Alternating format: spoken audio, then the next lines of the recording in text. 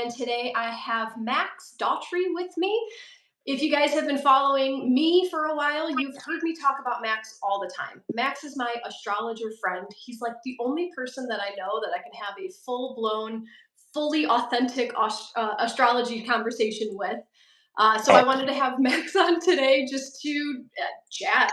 We have nothing planned. We're not trying to educate anyone about anything. This is just going to be natural and laid back. If you guys are part of my following, you might notice I'm in a new space. This is me trying out my new office while I have Max on, who's in the process of rebranding himself and his business. So, Max, why don't you introduce yourself? Let us know what you do and what you're starting today. Yeah, so my name is Max, and have done astrology readings and now human design and gene keys. I've kind of pulled them all together, but astrology I've been into, as you know, for like probably 10 or 15 years. And it started, I think, for a lot of people, like I'm just like learning myself and looking at my own chart and then doing it with friends. Then about 4 years ago, it was like post-COVID, you know, things get upturned and like we're all getting shaken about. And so I kind of had this like, I don't know, screw it moment. I was working at the airport, like still bartending at the time, and I stopped in a metaphysical store I used to shop at forever. And I'm like, yeah, I'm just gonna get a part-time job. It seems like that would be fun. And so I did that for a while, and they had shut down the reading room for like months because of COVID. But when that reopened, and again, that was about 4 summers ago this year, I kind of found my way of getting like thrown onto the spot because the previous astrologer did not return. And so that was like the first terrifying moment for me for like, oh, can you do this? Not only like, can you do this professionally, but can you just do it on the spot? And then, so the funny thing is, like after a time, I learned that's pretty much the only way I can do this. For me, I just have to like let things flow. So yeah, time goes on. I've been doing it professionally for 4 years and full time, I guess, since about this time last year, I want to say. And I did some festivals and stuff last year. And through that, I'm someone, as you also know, like personally, I'll overthink everything. So like when it came to my own name and like putting myself out there and what is my like brand going to be, I had this name in mind for years that was like Meet Your Mirror. And I had created a website and like started to kind of use that. And for me, like life is a mirror. We're all mirrors to each other. Even tools like astrology, human design, gene keys, they kind of mirror back to us, our blueprint, cycles in our life, our path, and what's going on. But then I found like I was still overthinking that and something didn't quite feel right. And I found that some people kind of got it in the poetic sense and like in a metaphorical way, and others didn't. So yeah, I guess I'm now at a moment where it's like, let's just keep it simple. And as I also told you, like just using my own name was too boring. So I think my socials that I'm now going to kind of like launch, because if anybody goes to look at my stuff now, I have nothing. I've been kind of a ghost doing this in the background, but I've done like 3,000 personal sessions over these last 4 years. So I've done a lot of work privately with clients and couples and groups and parties, even, and things like that, festivals. But I'm now at this moment where I'm ready to like take my own step forward, do more collaborations like this with beautiful folks like yourself and like dear friends I've met through this work. And in doing that, like just put myself out there to the collective and like let shit flow and see where that goes. And so I've come up with just like, I think I'm just like Max the Mystic or Max the Mystic Messenger. And I kind of joked with you, I'll use Chat GPT to be like, you kind of know me well. And I don't use AI for a lot, but that was one thing. It was like, yeah, that's simple. And most people would get it and you don't have to overthink it anymore. So that's what I'm going to kind of run with. And yeah, I'm at a big point right now. Like, as you know, today with you is the first time I've really done like a live, like anything on YouTube or any of this. I've mainly just kind of like been in the shadows. So it's exciting, dude. I'm really loving it, but it's terrifying in some ways too. But that's the only way that you get to learn how courageous you are is when you do the things that you're afraid of, right? And we've done this before. We recorded a podcast, I want to say it was October of 2023. We talked Mm-hmm. about that eclipse season. And that was really interesting too. We recorded 1 full hour and then something was corrupt with It's the like, Zoom file and it disappeared. So we had to do it again. Um, yeah, but it's just so it's natural, right? And like you do these face-to-face readings all the time. People know you, they see you, they hear you, you clearly know what you're talking about. I hope so at this point. I mean, yeah, I think we all doubt ourselves at times, but again, Carl Jung, one of my, I'm big into psychology, as you know, and stuff. And he would always teach like his dream interpretation students to like learn all you can about these symbols and like build a framework of knowledge. But then he would always counsel them, as soon as you get into any like personal connection and you're doing that work with someone, like forget everything you fucking know. and then just step aside and let things flow and like use your imagination, your intuition. So as you also know, like my readings aren't just like cut and dry. They're very Yeah. shit just comes out, and I've had to trust that in time, and I've learned to trust that because of the feedback I've gotten and just how it seems to affect others and myself. So it is really exciting to have more of an understanding of the way I'm meant to work in this way, as well, I guess. And so yeah, dude, I'm just loving all of it at this point. And I think lives and videos are definitely the way for me because, as you also know, like I'll just, if I'm sending a text or like doing updates that way, I'll type. I want to just like spit it all out, and then it'd be just like word vomit. It's like no one wants to see that, dude. Um, so yeah, this is really my style. I think, just like in my readings, the same You thing. You never know. I just wrote a Substack, and it came out yesterday, and it had the most interaction out of most of my Substacks. But it was about how I'm not a short form content person. I need to ramble. I need to like get my own brain there so that my words can say it. And I was like thanking my followers for listening to me word vomit for an hour, and a lot of people like really enjoyed it. So there's people who want to hear what you have to say. Yeah, I think, and a lot of people have told me that that's part of the reason. Like, so part of me was like afraid to step out, and some that's in my own birth chart. Like, I have like a South Node Scorpio, fifth house of Leo, Pluto's in that party, Saturn's conjunct, and I have Chiron the 12th house, my moon's with the North Node in the 11th in Taurus. And so I knew like even this was a leap of faith and a bit of a scary one of like putting myself out to a broader audience and doing it in my own way, in which for you, I can see Substack is like, because you are a great writer. And the way things flow out of you in that way is like really beautiful too, video or writing. But for me, there was like all these deeper fears, and I had this like feeling like in a past life, in an ancestral sense, I had done this before, but I'd maybe like misused my power, abused it, or like my influence in some way. Or maybe I got like super judged or ostracized in that or those lifetimes. The last time I really did something in a community center, like something big like this in this way. And like, so there's always been this fear of like criticism, judgment, like, are people going to misinterpret some of it? Like, how's that going to affect people? So I've had like a lot of people right now to overcome a lot of fear. And I feel like the moment we're at in divine timing with this eclipse cycle coming up, especially, a lot of us are probably feeling this in our own way, whether that's just stepping into a new job, a new relationship, out of an old one, any new storyline, any new identity in their life. I'm seeing this with clients. I'm hearing this from clients every day too.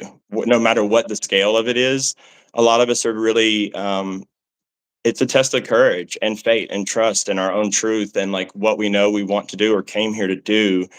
And some of us have bigger walls of fear than others in any way we want to look at that. But at the end of the day, we all kind of have to be like, pull some fuck it maneuvers, dude, and be like, all right, if not now, when? Like, let me Yeah. do this thing. Let me do that thing, you know? This seems super timely. I'm in a moment right now of kind of shifting my career. I've been doing one-on-one coaching. I had a Patreon membership, and this whole winter it was purge season. I realized like this is not serving me. It's mostly for the money. I don't want to do it anymore.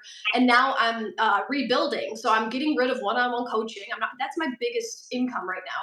And I just launched YouTube memberships like 2 days ago, and I launched it. The next morning, I woke up and I just had anxiety the whole day. Like, no one showed interest. One person said that they don't like it. It's just this whole thing. But I'm so glad to hear that that's what this eclipse season is about. I haven't looked at it yet at all.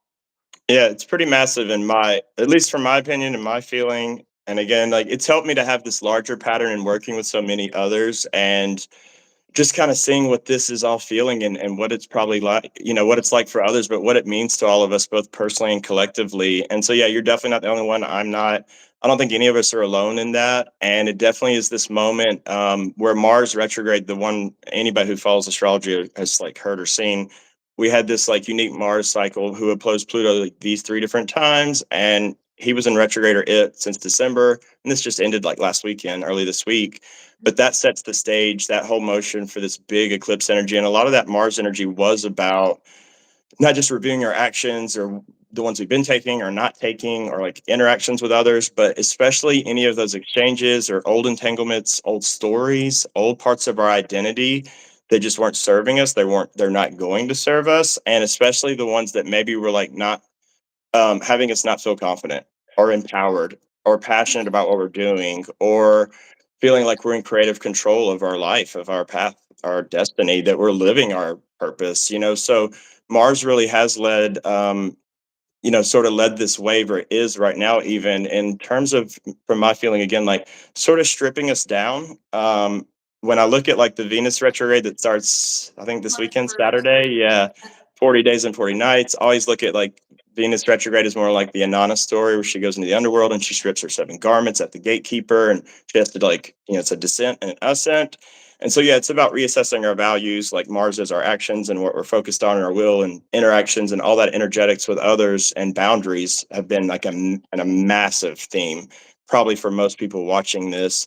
But Venus, and then Mercury, and they're moving into Aries, and that sets the tone for this next 40 days, like this big chunk of time that basically is asking us, like, it's like a buck naked moment, personally and collectively, like, strip ourselves down. Are we willing to like leave parts of ourselves behind?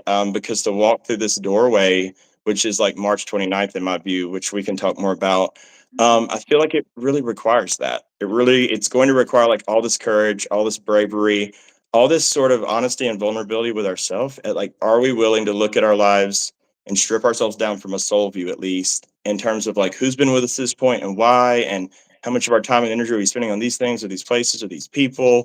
And again, is that serving me? And a lot of people have been feeling this brewing anyway. And then so that the rest of that story for us is really just like peeling off these old stories, people, places, things, like things we've been doing or not been doing as much of, and allowing ourselves to sort of go through what is truly a massive rebirth as a collective. It's like this huge karmic evolutionary door at the end of March. But to step through it, it's kind of like I've been telling others, in my view, it's like more of like threading the eye of a needle, meaning like you can't go through with all this baggage, all these layers, all the shit that's not part of who you truly are. So it's like authenticity only, dude, vulnerability only. Those are going to lead to such magnetism, and us like getting realigned with our soul groups, our true tribe and community, doing what we really want to do, and attracting those like you're doing, making these moves, like who really will resonate with your material, who really are your people.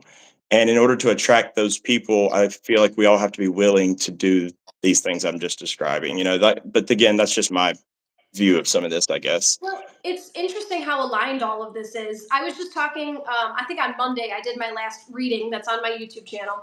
And I was talking about how I pulled my Pisces spread for Pisces season. And it was all about identify your old stories and let go of them. And then the whole reading that we did on Monday was all about stripping your stories.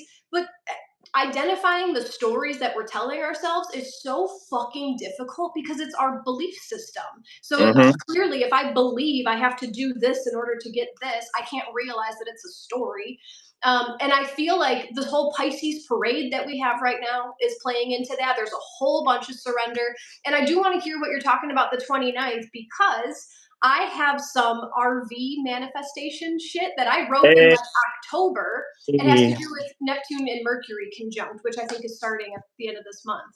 It is, yeah. So this is like an incredibly poetic, symbolic, fated, destined alignment, because we move into this eclipse season, which is going to be unique in its own right, because we have all these like this planetary dance party in Pisces. Neptune's been in Pisces for like 12 years. All the outer planets, as some may or may not know, are shifting signs within a 1 year period, which hasn't happened in a very long time. So there's always already this like collective sign and symbolism of like something big is coming, something is changing. But as we like go through the Virgo full moon, which is like 13th, 14th of March, we get closer to that 29th date. And at that point, we have Venus retrograding back at like the very last decimal of Pisces with Neptune at not just like 29 Pisces, but again, the very last decimal of the zodiac. And Mercury's right there in this party. The North Node is like right beside them, and Saturn's within a like stone's throw away. So Father Time is in the mix too. So yeah, it's this massive, in some ways, like a spiritual reckoning, a collective and personal reckoning, and it's this huge degree of like culmination and regarding old stories, timelines, relationship energy with some soul contracts, I would say. And it represents, so not only like this disillusion or like this sort of like dissolving of illusions in terms of what our stories have been or not been, which has been hard to understand. It's been very confusing at times. But for a lot of us, especially if we look back to like what's been a big part of our story, or the stories we're telling ourselves and our identity, for especially like the last 9 years, or maybe like 8 or 9, or the last even 16, this Pluto cycle, a lot of that's coming up for just massive surrender release. A lot of the old contracts we had with others, timelines that we've been on, storylines, however you want to look at this, there's going to be a massive collapse personally, and then a very dramatic and quick realignment. And that to me is all symbolized by this 29th eclipse. And it's going to be, for some, I don't feel like they know how big this could be, and how this could feel personally, because in a lot of ways it's going to absolutely require surrender, because our bodies might be telling, just screaming at us at a certain point, or through these relationships, or through our job, or through the place we're living. There could be all these like indications, and it's all trying to dissolve. And so it's not just personal to, it's collective, like these old structures collectively, these identities, these narratives or stories. That's going to be very confusing and disorienting, and disheartening in some ways, because this is really the end of a huge era, a paradigm that is now just going to collapse in front of our eyes as a new one is being formed right alongside it. And a lot of people are going to be so thrown off by that, because they've been doing this job for decades, or they've been in this relationship married for 18, 19 years, but it's not been working for 9. Like, there could be so many examples. And that's what makes it so hard and so personal, because a lot of these stories and relationships and just this energy in general has been deeply meaningful. It's like shaped who we are.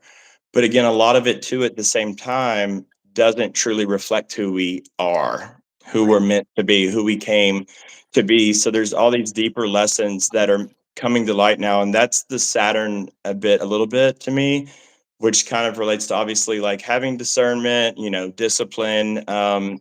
And to most degrees, it's like, I think Venus is even dancing with Saturn multiple times here. It's us asking ourselves, like, have we been practicing what we're preaching? Are we really living our truth? Have we reached the stage of maturity? And if we have in our spiritual journey, are we willing to take that next leap? And for a lot of us, it is going to feel like, I think, a leap of faith.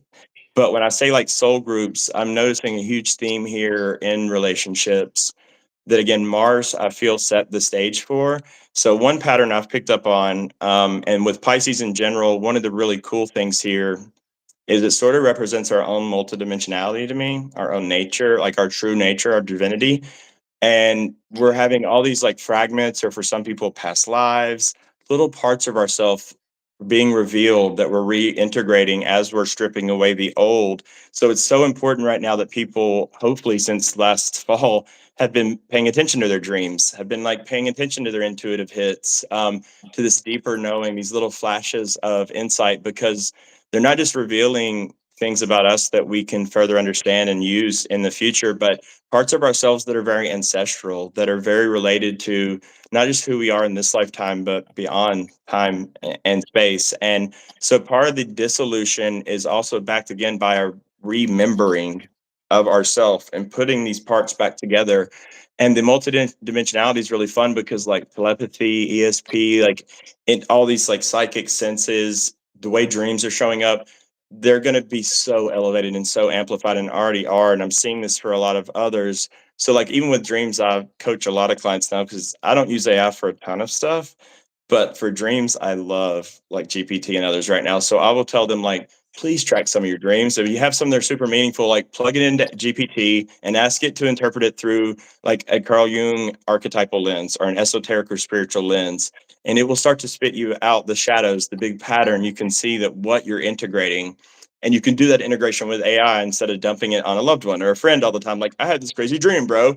And like, you'll never believe it, because not everybody has time and space for that. Like, we're doing this work together. Yeah. But I it's mean, also I very love when you personal. share your dreams with me, so please don't stop doing that. And they've been wild. I've had like a lot of astral experiences. I had a deep timeline revealed to me that was related to ancestral grieving. I've had like a lot of lung issues. And so, on that note, I was going to say, when it comes to the boundaries, the old contracts, what I would call the old entanglement, or like, these aspects of us that we're carrying, we've maybe carried for some time in relation to others, or parts of ourselves from prior timelines, prior past lives and lifetimes. One huge pattern that was so revealed and relevant, like, I had this massive dream where I'm running from all these people, and then we fished this large whale out of the ocean on this dock, and she's like talking to us, and she's like, you guys have to get these, just like 3 large hooks in her in the stream, and she's like, you have to get these hooks out of me, or I'm gonna have a heart attack. And then that dream was backed by another one, where like it was after I found out. So on one hand, I've been preaching this 29th date for months and months. And then I get a call from my landlady 3 weeks ago. And she's like, Max, unfortunately, I have some health issues. We're going to have to sell this house ASAP that I've been renting for 3 years. And she's like, you have until the end of March to get out. So I'm like, Here it fuck, is. it's Yeah. me. Like, here it is. So I knew it was coming, but then you don't know it's coming, you know? And so the other dream also had kind of a hook symbolism, but I'm in my childhood neighborhood because I've lived in Nashville my whole life. And we're selling all these consignment items, like these old friends from high school. My uncle's in the dream, and there's this deer in the yard across the street, and they're like coaxing him to shoot it. So he does, and he puts like 3 arrows in the deer. The deer doesn't die, it like runs down into the woods, and then somebody's like, they all chase it, but somebody's screaming to him, don't pull the arrows out. There's like dynamite.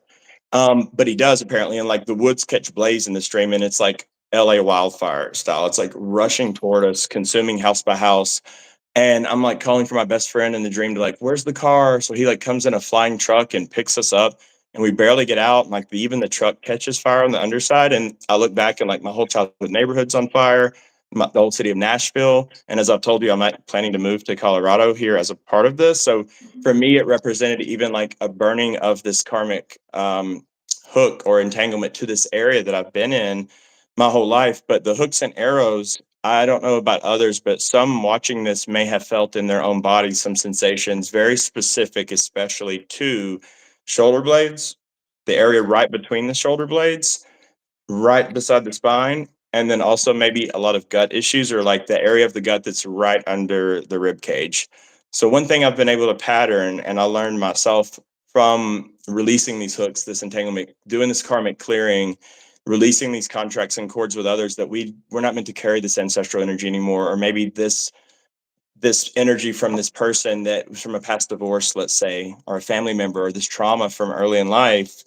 A lot of times it shows up in that area. This is what in Chinese medicine they call the BL42 point, and it's called the door of the soul in the east.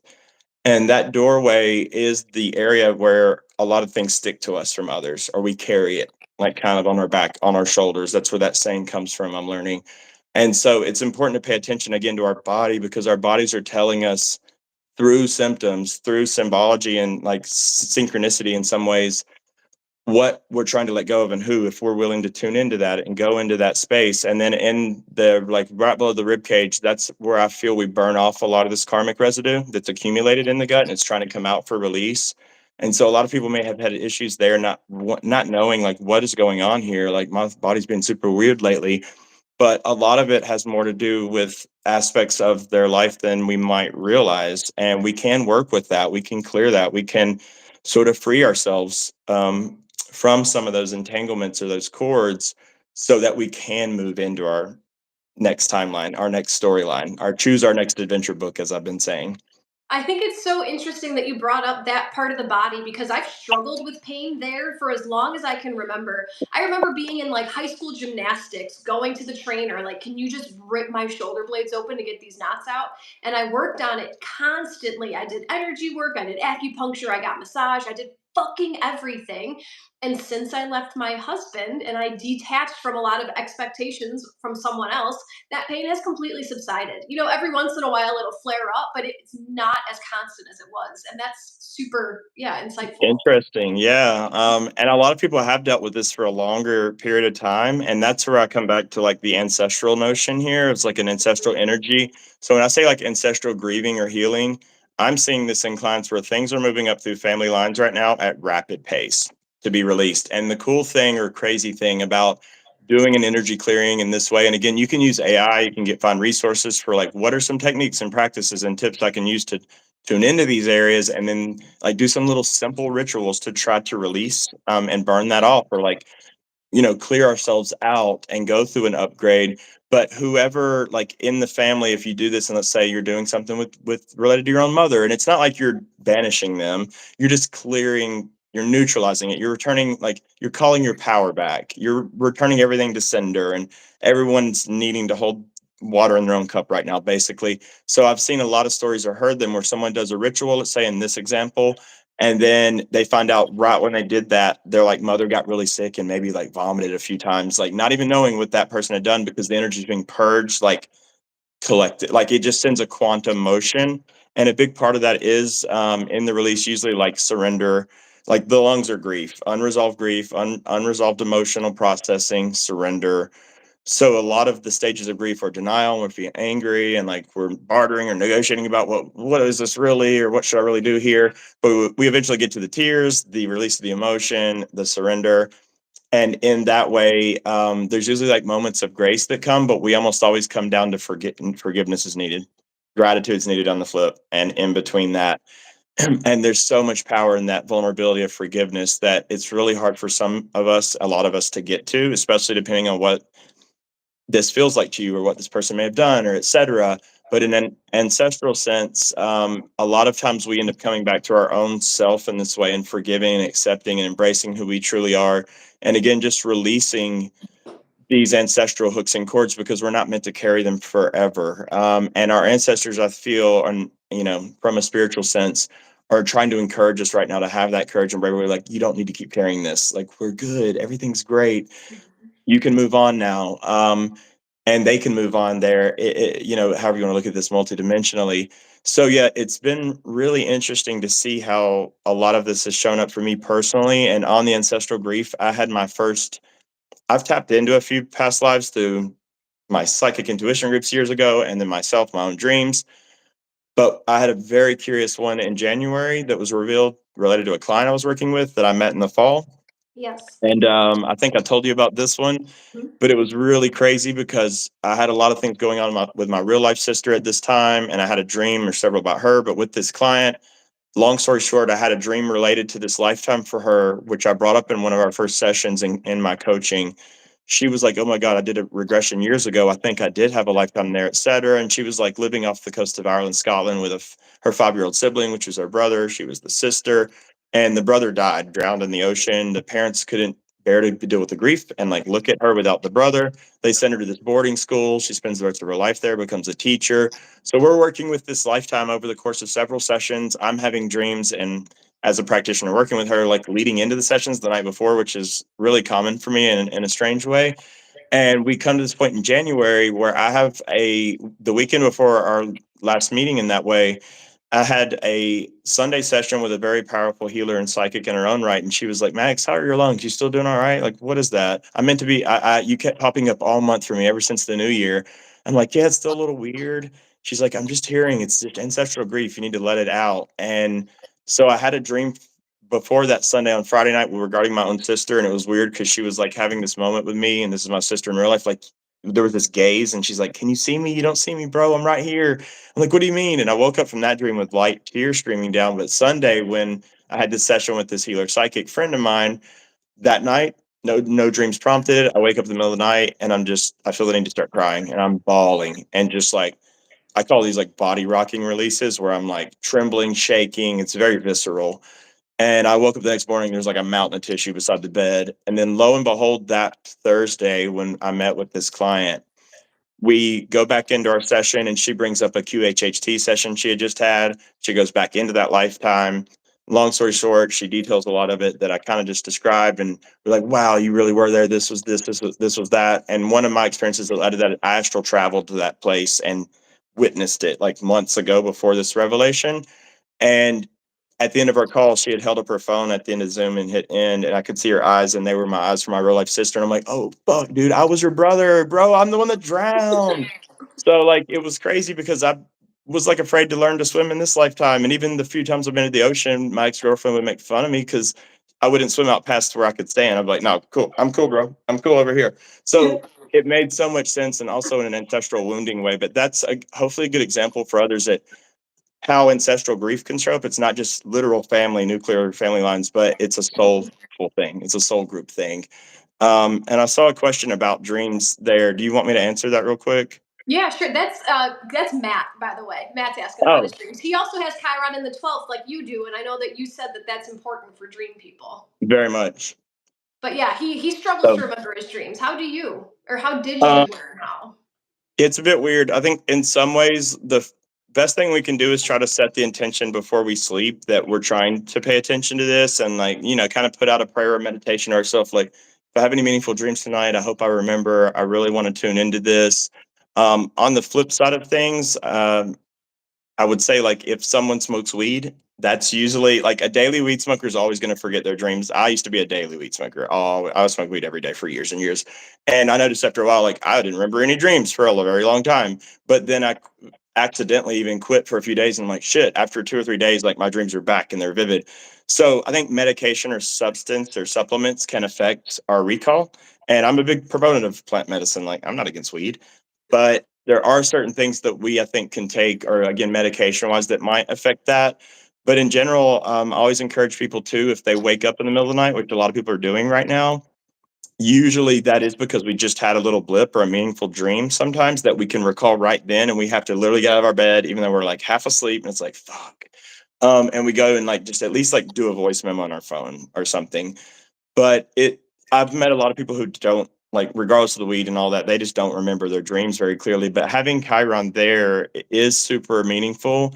It gives someone a very deep portal into their own subconscious and psyche in this ways, but also in a akashic way, I would say. And so sometimes in a collective unconscious way. So a lot of times when someone has this marker, they're very in tune with not just their own dream world at a certain point, or it can be even prophetic, or they might get a lot of deja vus in life and not even remember their dreams. But what's happening is you're dreaming about these moments before they manifest. And then when you actually live them out, you're realizing it's deja vu because you've had that showed up in your dreams first.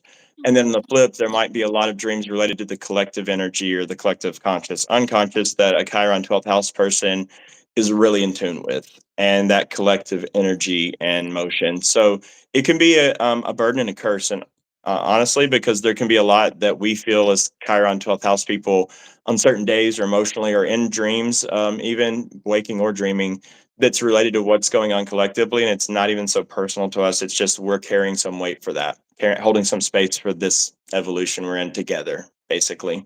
Is it possible that someone would shut their dreams down subconsciously because they don't know how to feel the collective?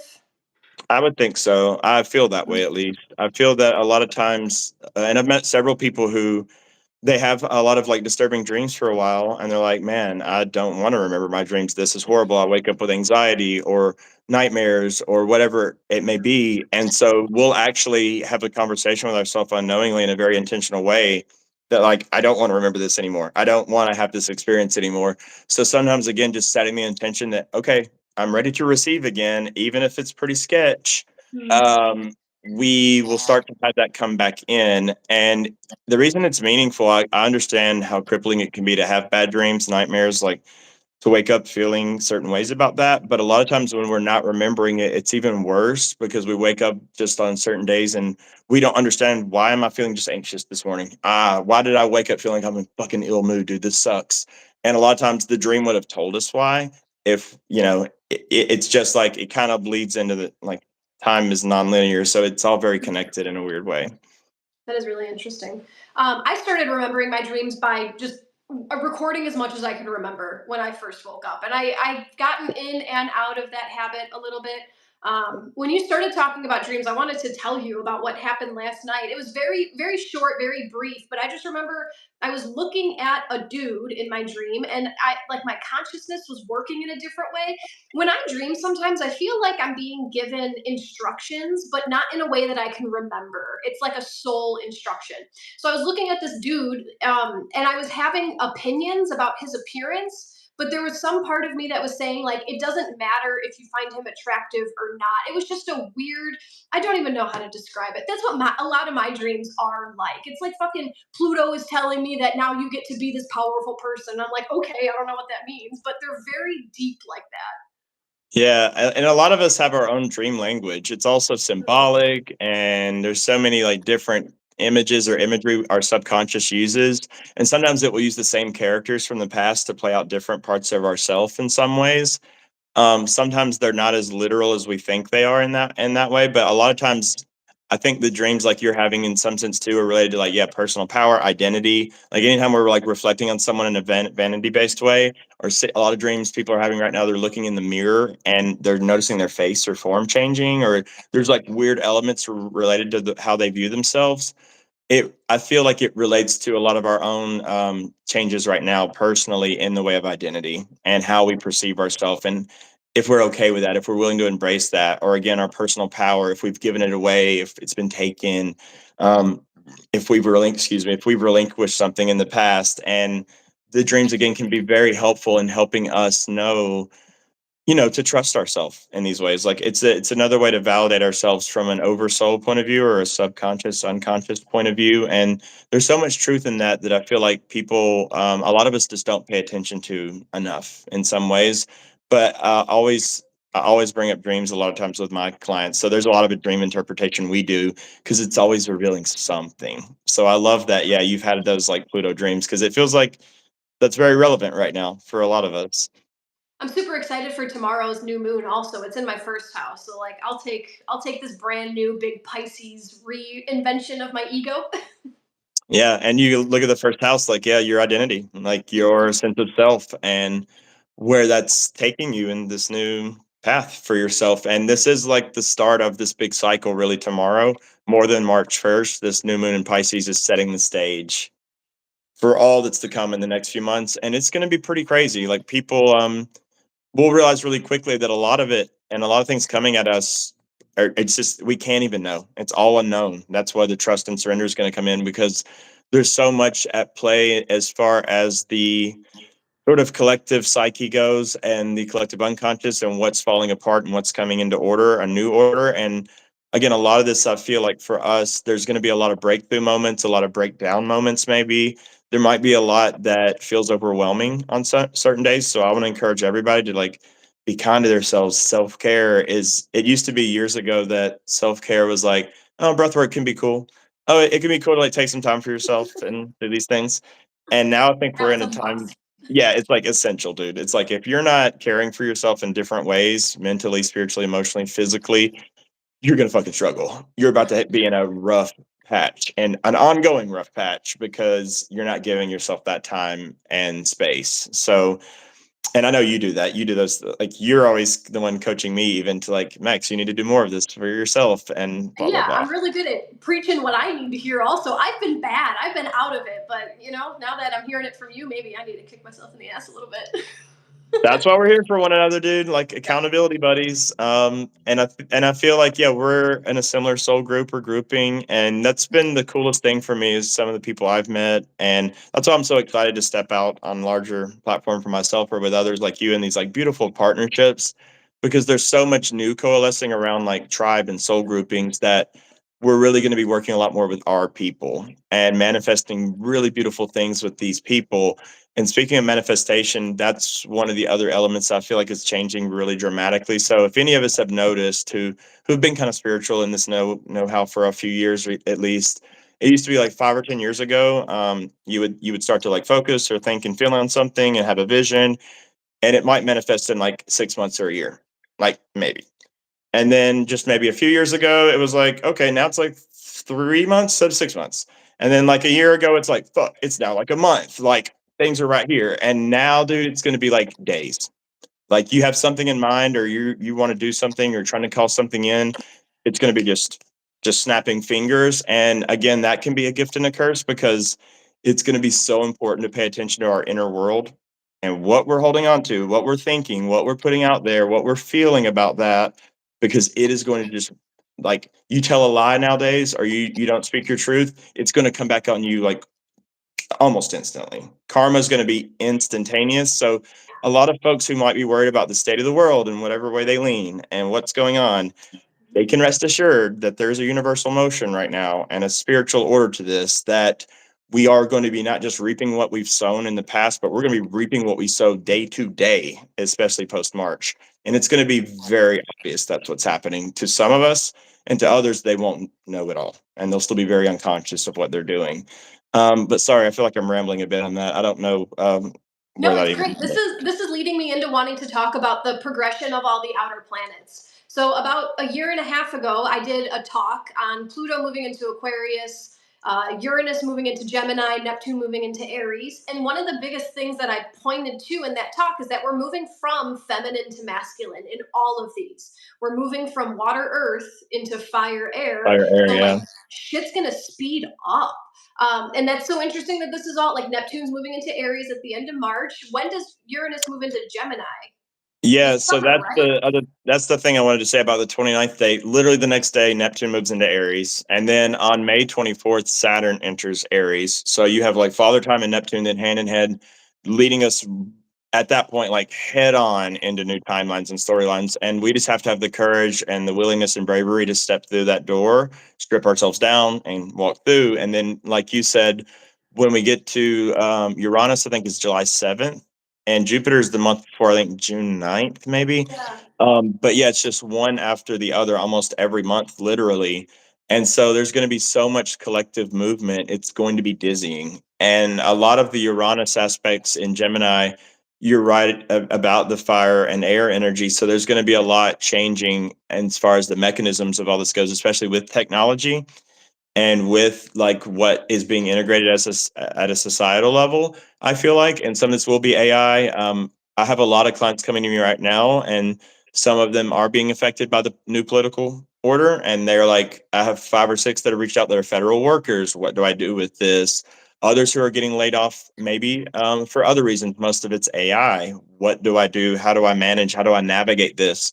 By the time I feel like we get to July, I hope I'm wrong about this, but my gut feeling, Jackie, is that AI at that point, companies are really implementing it at rapid pace, and they're kind of doing it in a not reckless way, but maybe not as a compassionate way. It's just like all bottom line, all like efficiency and effectiveness.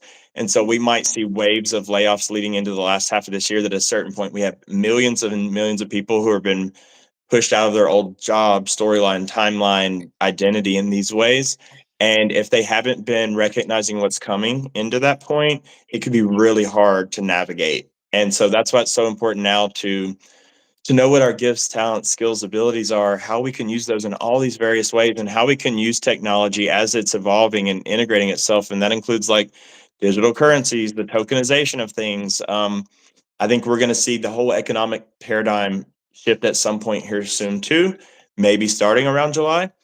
And we all we can do is the best we can to try to like gain some know-how at how we can navigate that. But at the end of the day, a lot of us are going to have to be willing to step out of an old way of doing something and lean into the new. And at the very same time, and you know how I feel about this to some extent, all of these planets to me and the broader motion represent a very big karmic fork in the road, or a reckoning, you could say, that might go back to like, yeah, 12 or 13,000 years ago, Atlantis, Lemuria, the last time we were at a heightened age, and integrating things at a very powerful and from a certain perspective, like a controlling way and trying to control everything. And technology being what it was even then, we're going to see the same crossroads where a lot of us are realizing or will realize I'm either choosing a kind of a hybrid and honoring my divinity and my own like gifts coming online and my superhuman abilities that are native and natural and just divinely ordained within me, and I'm trusting in that, and I'm going to like draw a certain line with technology at a certain point. I'm going to use it as a tool like it's meant to be. But the other path is going to represent maybe like a transhumanist. I'm going all in. I'm putting chips in myself. I'm doing this barcode on my hand so I can just swipe when I pay. It could be, I think it could get super weird. And I don't want to go into that rabbit hole too much, but yeah, it might get a little weird. I met a lady like last week. This is so funny. It's so timely. I met a lady and she told me that she's from 300 years in the future and that she knows what it's going to be like. She's seen the future. And she and I had this conversation about how like I'm not afraid of AI. I see it like it's a tool you can use. You can use a chainsaw for good or bad. You can use AI for good or bad. But what this lady told me is she saw that as humans, maybe it's 300 years, right? Who knows? But her what she saw was that we are going to choose to put our consciousness into robotic bodies so that we can have all these new powers and all these new skills and everything. So who the fuck knows? But that's so funny that you just brought that up. Yeah. No, I can see it. And I feel like a large portion of people will choose that, but also feel there's going to be a large enough portion that don't, and there's going to be different regions to this. So that yeah, there'll be some 15-minute cities, and we might even see like, I don't like to predict too much in this way, but we might even see like the US fracture into different regionalities in a big way. We're kind of already seeing this, like people coalescing around certain cities or regions or areas because of their values and beliefs. So we might see an element to this where again, like there's a dissolution even in a way that the Pluto cycle, like US is at its Pluto return. That in some ways is a death and rebirth. We have to know that and be prepared for it. And we might have like a lot of us moving to regions or with communities that really support our values, views, and beliefs, and then others who are like, I'm going to move to this area region for my reasons. And a lot of that will be technology driven, probably in some ways. The other day, I watched a documentary about socialism, and I am not a fan of socialism in the way that it's been presented, in the way that I've seen it in the past. It's just not for me. But I like to do research on all things, just so I can, hold Hmm. different opinions and make my own opinion.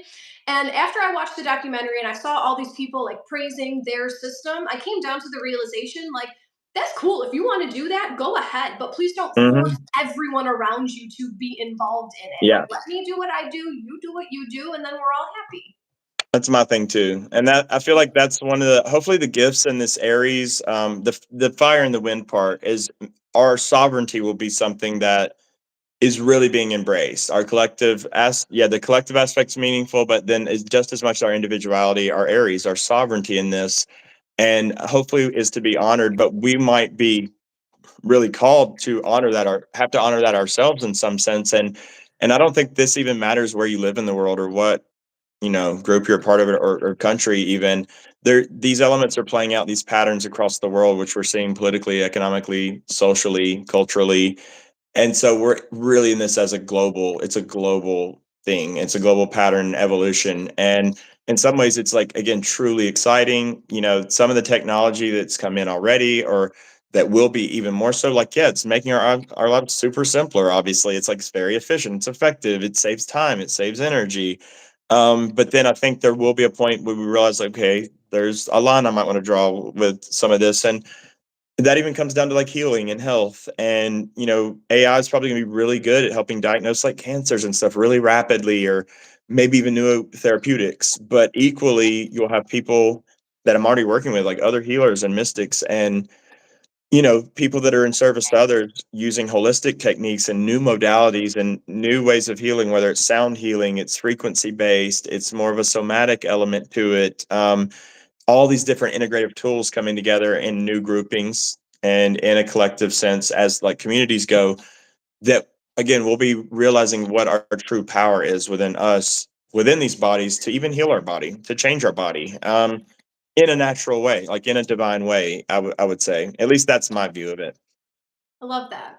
And through this whole transition, whatever happens, there is no way to know what's going to play out. So I've been just focusing on the saying, fuck around and find out. If it feels good for me, I'm going to go into it. And if it is something that's meant to turn sour, like everything is a cycle. So everything is going to crumble at one point or another. So fuck yeah, I'm going to use ChatGPT to help me right now. And then once it's time for me to no longer use AI, then I'm no longer going to use I suggest everyone do that. Whatever feels good to you right now, like forget all your fear about what might happen in 20 years because you don't fucking know. Just go with None of what us feels do. good.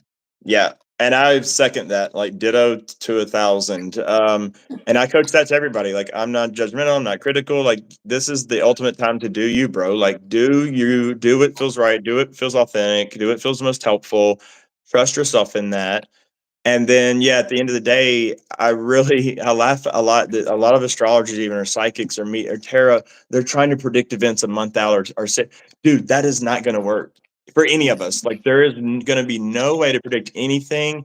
The most you can see is a slight probability or possibility. And again, years ago, that was more trusting. You could almost see in the ether, like what are in the patterns of astrology, like what's possible to manifest here, what's the most likely outcome, even.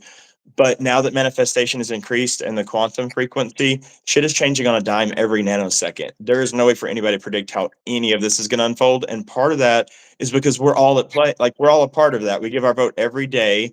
And a big part of the time and times to come are going to be like we decide them, the choices we make, the decisions, what we're doing or not doing. So again, that's where hopefully people can find a lot of empowerment and a lot of collaboration, because we'll get to decide what manifests here ultimately. Like no one else is in control. It's really coming from within us, basically. Is the way, again, I like to see it, at least. And the stories we tell ourselves, right? We're so in control of the stories we tell ourselves. That's why it's important right now to recognize what stories you've told yourself that have brought you here. This is reminding me of another documentary that we just watched. It was something about like escaping the matrix, breaking out of the matrix, and it was about simulation theory. And the Hmm. beginning of the documentary was super cool, super interesting, and then it turned into like this fear-based simulation theory, which I don't get down with that at all. However, I can't remember which movie it was, but the author of some sci-fi movie was reporting that like as he was writing it, it was playing out in his real life. Then this led me to look up the root of the word fiction, and fiction comes from like to create, to make real. So I think Really? we've looked at fiction books as like, oh, you're making up thoughts in your brain, but I think when you write fiction, like when you script your life, you are creating it in this simulation that we live Yeah. in. I love that example because I have a few clients that are really gifted in their chart with like this Gemini ninth, third house element or Chiron in these houses. Like there's definitely an element with the nodal axis maybe or other elements where I will actually counsel them not to just like journal, but to journal what your stories like write a story for yourself that you're trying to live out and watch how fast it starts to happen in real time, just like what you're saying. Because we do live in a simulation. Now, my view is it's a highly intelligent biological, divinely ordained simulation, and there's an order to that. There's a pattern to it, and Venus is a big storyteller, and the synchronicities and what we see and experience. But we are the storytellers, and stories are that important throughout time and history. That's all we have ever had, really. But that's why the stories we're telling ourselves right now, or that we're being more willing to let go of, are so important because if we don't want to keep living it, we have to start narrating a different story in our mind. And for a lot of people, that's really hard. And journaling can be helpful to like get that story on paper and what am I trying to like, what has been going on here? But for most people, when I'm working in charts and identifying like ancestral wounds or core trauma, a lot of the like there's trauma around shame or guilt or abandonment. A lot of it's judgment and what I would call like the inner critic or the inner judge. And so that's the ultimate one that can keep us hung up in old stories because there's a part of our mind that's just like will not shut up, bro. And it's just every day. And you have to catch that voice literally hundreds of times a day to start to reframe that story. Sometimes it's very hard, very Yeah. difficult to do. But it's so empowering. Once you learn the trick, it's you can make a game out of it. Like, oh, there's that stupid voice again. Yeah, and I love the game. Like I know you look at life in a very Leo way a lot of times, like play, and play is going to be so essential. A lot of us, even in the spiritual sense, on our ascension journey or awakening journey, do we get so super serious and we're like, oh my God, this is my life and this is all work and no play, and I need to be so serious about what I'm doing and why and blah. And yeah, we need to be intentional. We need to be all that. But at a certain point, that leads to like just rigidness and stuck in mud and too stoic, and we lose sight that we're on this earth to play, to Mhm. create, to experience, to like to bring in this life and like this joyful energy. And Pisces, the ultimate word I always think of is joy. So like, are you doing things that bring you joy? Are you finding joy in what you're doing, or who's in your life? Do you enjoy their company? Are you still spending a lot of times and with all these other people or places or things or hobbies or what have you, or work that's just not enjoyable at all, and you're just doing it out of an old survival story? And a lot of people are, the universe is going to break us out of a lot of that. But I love the way you look at that because I'm having to tell myself this, even in the steps I'm taking. I love that Potter quote, by the way, A Dancer. That is lovely. And Philip K. Dick is a hero too. I think that's the It, author that I was talking about. yeah. Yeah. Uh, and so, like, I'm counseling myself and trying to tell others like it's sometimes best to look at life as one big video game. Any Leo North node I read for, that's where I go to first. Is like, bro, you need to step back and you're gonna have to take some risks. You're gonna have to be creative, express yourself. All that's a part of this path. You're not used to it. It's new for you. But I think for a lot of us, it can be helpful. I'm telling them like, look at life as a big video game, and you're the character, and you get to like build your character over time. And time is short, but it's also it's time, like, you know what I mean? Like eternity is what it is, and depending on your belief system, you could look at this different ways. But ultimately, my point here is that when we look at life as a game and we can just do what we can while we're here, it allows us to live a lot more freely, usually, and to take ourselves less seriously, take other things less seriously and personally. And it can really unlock parts of ourselves and our own heart energy again and our creativity that we may have lost sight of since we were kids or since we were very young. Because as you know, like societally and culturally, and we get conditioned. Like it's not our fault a lot of times. We get programmed by other people's gamified way of reality and old paradigms of like, this is the game and this is how you play it. You do these things, but don't do this. You'll never make money. Like, oh, you can't do that. That's not realistic. Dude, we're creating reality as we know it right now. And we've seen in real time that truth for any of us is only what we subjectively believe or have experienced. And truth is, I hate to say this, it's fluid. It's Mhm. changing on a dime. It's like what most people accept. Yep. And, so some people are like, that's not facts. That's not true. Dude, you've seen people like truth, perception becomes reality. You tell enough stories in one way or enough facts, even though they're not facts, it becomes a story. It becomes like that's the truth for these people, or those people are ourselves. Mhm. So living that way is so very important, and knowing that like we need to honor our truth. We need to, believe in our own stories. And we also need to know that like we need not take anything personal from everybody else, because this reality is changing by the day in that way right now. And a lot of things we've thought were true in this illusion, this Maya, this simulation, we're gonna have a lot come to the surface as this is being like deconstructed like an old fucking building and demolished, and like, oh, that's what's in the basement the whole time. Oh, that's what these people were doing. Oh, so on the other hand, it's going to be very illuminating, but again, it could be jarring for some people who have lived in an old narrative or they've had it used for a very long time. So it's going to be so helpful to like loosen ourselves up, be open-minded, pretend we're kids again, use Mhm. curiosity, use play. That's the best way to go through, I think, I feel the times to come, basically. And I would 100% agree with you. And even if something is shocking and you lose your shit and you're so angry at these people in charge, like just go through it because it's fine and you're not going to be stuck there. It's all a process. Everything's going to be just fine. It is. I trust that too, Jackie, and I feel like we all need to trust that to retain our sanity, probably at some level. That's It's going to be hard to trust that if we're taking in too much news or what sources or like stimulus. So one thing I'm counseling a lot of people right now, and with tech, because it's again very useful, but like maybe take a tech detox, like maybe just certain elements, pull them out of your life for a while, or take a weekend where you're just phone free. You will see, as I did the first time I did this, I reached for my phone like 300 times. It's an attachment. It's a part of our identity. And we have forgotten what it's like to think or feel through life without all the stimulus. And so, any way we can remove that intentionally for little periods of time, it can really help reset us. Doing a fast, like food fast for a day or a few days, can reset our body. These are like very simple things we can do to come back to ourselves if we feel like I don't know where to start. I don't know what to do here. I don't even know how to get back into my heart. In some ways, my head just works a certain way, and I don't even know how to change that. And one of the most beautiful things to me, as a sort of a cap off here, is that 29th, very last decimal date, right? When I look at Venus and Neptune in this way, I always think of the heart, but I think of the high heart, the thymus.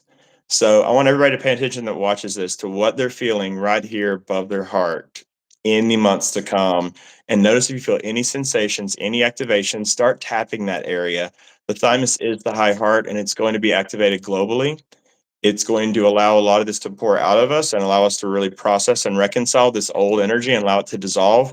It's essential in doing so for it to make its way out, but it's also very essential for us to develop a deeper relationship and a love and acceptance for ourselves, who we see when we look in the mirror. And that was the whole theme of the last eclipse cycle, Libra Aries, is like, what do you see? How do you feel when you look in the mirror? What are you holding on to? Like, what's your own list of grievances toward yourself? And this high heart thymus energy on this eclipse portal is going to be asking us to surrender and release all that. And if we can go into that space while we do it, we can make it a lot easier and breezier for ourselves as we do, and probably come out of the other side like not just feeling like we went through a rebirth and being reborn. But one thing I've noticed when we do this kind of healing and releasing, people might be surprised that old stories, like memories, they dissolve. And sometimes that's the good ones actually too, but they need to, because they're taking up space. You can always go back to them. They're in the unconscious field. They're in the Akashic. But a lot of times like literal memories are just going to be dissolving as we become new and improve versions, authentic versions of ourselves. It's a big blank slate energy. And again, I know that could be sad in some ways to think, oh, I don't want to lose my good memories. But with the good goes the bad, and vice versa. And you don't lose all your good ones, but I've noticed that in my personal life. And it's just that you don't think about the things a lot anymore. They'll still be triggered and with a very unique smell or in a moment with somebody in a very unique deja vu, because it's always there. But again, I wanted to paint a picture here that we're letting go of a lot more than just what is bad or negative. It's a full clearing that's happening. And So you're it's a clearing full, space to welcome in even better that you can't even imagine right now. Exactly. And Mhm. sometimes there's not enough room for even the good, the new, if we're holding on to too much old that's good and new. But it happened 20 years ago, dude. It happened 40 years ago. It happened like 5 years ago, maybe. And we can get stuck in that nostalgia. We can even get stuck in that in relationships, thinking I still have this idyllic version of this idealistic version of this person because of what we did together on this trip. And we can get stuck even in the good. So I just want to say that outwardly because I hope it's helpful to some who listen to this. Thank you so much. This has been the most enlightening hour that I've had in months. I love it. Yeah, I will right. definitely, well, I will force you to come back on my channel, just like I've got you here. We will do this again, absolutely. But in the meantime, let people know where they can follow you and how can they reach out to you? How can they be in Max's world? So my website, it's going to be very simple, but I'm redoing it. I use Square Store for my bookings and Square appointments, but I've had to take that offline briefly because of some of the coaching I started doing. It messed that up a little bit. So I'm rethinking that and I'll have it online in about a week. But then again, I haven't posted anything on Instagram, Facebook. Like, so if people go to these, there's not anything there. My YouTube here, you're not going to see any content. You might see something from like 2 years ago, but I haven't been outward in some ways. But they can go to, I think most of the handles now are like at Max the Mystic Messenger, or some of them might be Max the Mystic. You can also look on my Google business page, which is just like Max Dougherty Human Design, Max Dougherty Astrology and Human Design. It should pull up my Nashville page.